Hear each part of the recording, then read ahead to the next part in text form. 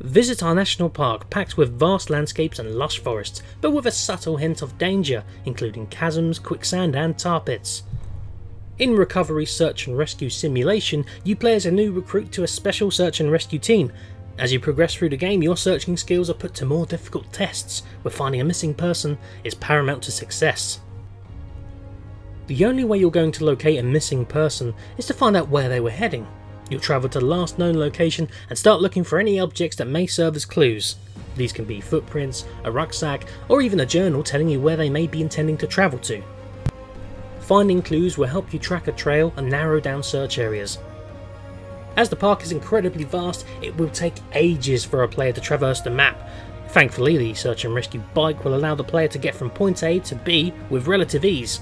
But keep an eye on a stamina bar. If that drops to 0, you'll no longer be able to continue your search. You won't be alone in this vast park though. You'll have the expertise and oddness of Ranger O'Farrell joining you with each mission. He'll help you to analyse items and track a trail, but he's also an interesting character that reveals nuggets of information about himself throughout the game. Did you know that he's the only martial arts expert to take on the Yeti in a game of Monopoly and survive? The game of Monopoly wasn't the hard part. Yetis are all for budgetary management, but they're also quite sore losers. To keep in contact with O'Farrell and HQ, you'll need the search and rescue radio, key tool in communication and big enough that it's near impossible to lose, which is good because otherwise that means more work for you. The radio can perform several tasks. You can contact HQ to assist you in pinpointing difficult to find items, you can call the search and rescue chopper to evacuate the injured, and you can fast travel to distant locations on the map when you're not up for a bit of a walk.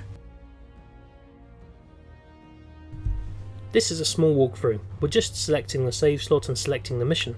Once we've chosen the mission, Ranger O'Farrell contacts us to brief us. It appears a famous explorer called Dakota Jones, whom O'Farrell was quite taken with due to her legendary exploits, has gone missing. We've been told she's heading to the old mine. So, we bring up the map and look for the mine, which is a red circle on the map. As it's a bit of a distance, we'll take the search and rescue bike.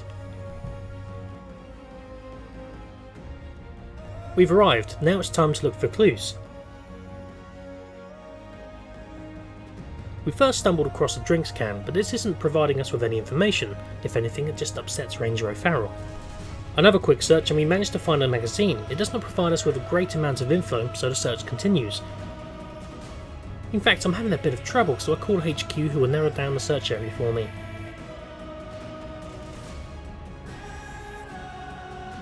Shortly after, I'm able to locate a campfire that is relatively recent, so she must be nearby.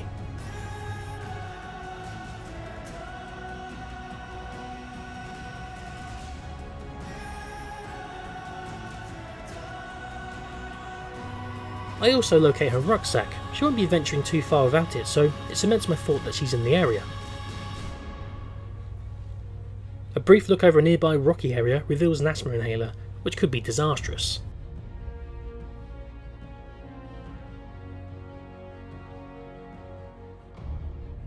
Thankfully, there are some footprints nearby for me to follow.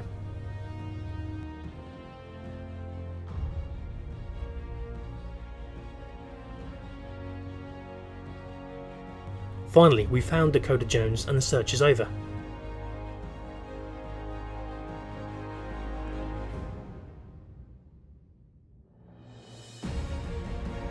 The mission editor, which is included in all copies of the game, is the tool used for creating scenarios in Recovery Search and Rescue Simulation.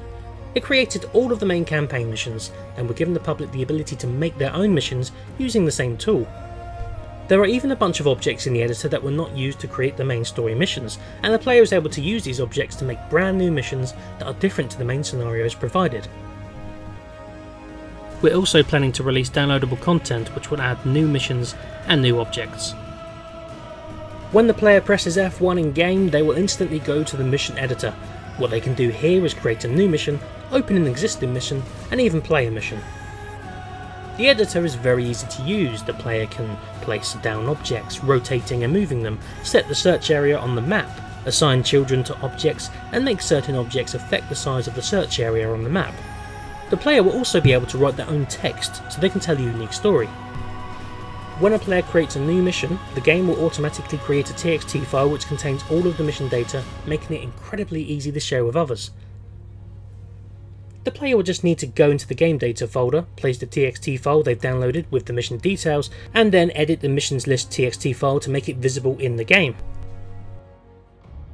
The game is still in development, and there are a few things that are being added, such as a selection of tools with varying levels of effectiveness, like energy bars, binoculars, first aid kits, infrared binoculars, torches, med packs, and some animal sprays to repel certain animals.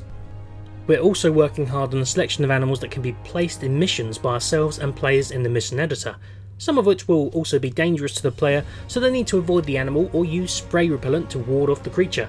We're hoping to include alligators, rabbits, wolves, deers, pigs, birds, rattlesnakes, bears and mountain cats.